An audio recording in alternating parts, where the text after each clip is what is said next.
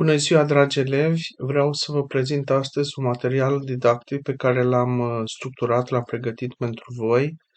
Un material ce are ca subiect monumentele religioase creștine. Vă vorbeam adeseori că monumentele religioase creștine sunt expresii materiale ale credinței și ale spiritului, comunităților care le-au ridicat de-a lungul secolelor.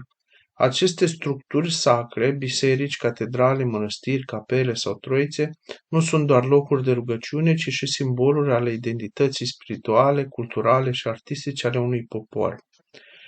Ele ilustrează legătura profundă dintre om și divinitate, dintre istorie și tradiție, dintre artă și religie. Monumentele religioase sunt, în esență, construcții dedicate celebrării divinității, purtătoare de semnificații simbolice și estetice. De exemplu, templele antice, catedrale gotice, mănăstirile bizantine se remarcă prin arhitectura lor grandioasă, prin iconografie, frește, prin elemente de sculptură și mai ales prin rolul spiritual pe care l-au în viața credincioșilor. În creștinism, asemenea monumente devin centre de pelerinaj, locuri de meditație și de comuniune, spații unde timpul pare să se unească cu eternitatea.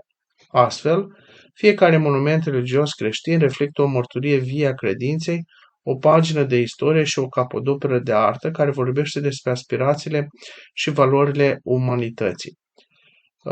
Astăzi o să descoperim împreună și vom folosi aplicația Wand pentru a ne juca un picuț împreună și aveți pentru data viitoare de răspuns la câteva întrebări. Și aveți aici o sarcină de lucru, completați spațiile libere cu cuvinte corecte privind monumentele religioase importante.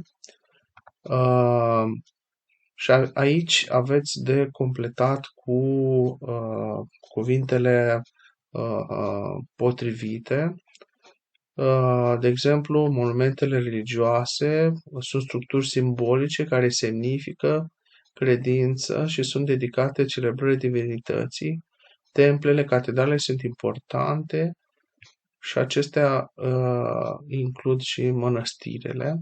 Aveți aici un puzzle pe care trebuie să realizați și o să-l facem împreună când ne vom întâlni realizând împreună aceste imagini.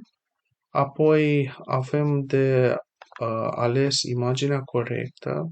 Aveți aici câteva imagini cu principale edificii religioase ale lumii, acolo unde se realizează și mari pelerinaje. Voi va trebui să selectați o imagine care arată și un templu creștin, da? De exemplu, catedrala patriarhală sau o catedrală sau o biserică mai impunătoare. Aici veți putea bifa. E o parte din informații noi le-am parcurs la oră. Așadar, tema întâlnirii viitoare va fi despre monumentele religioase creștine. Descoperim semnificația momentelor religioase, misteriile monumentelor, alege imaginea corectă a monumentului.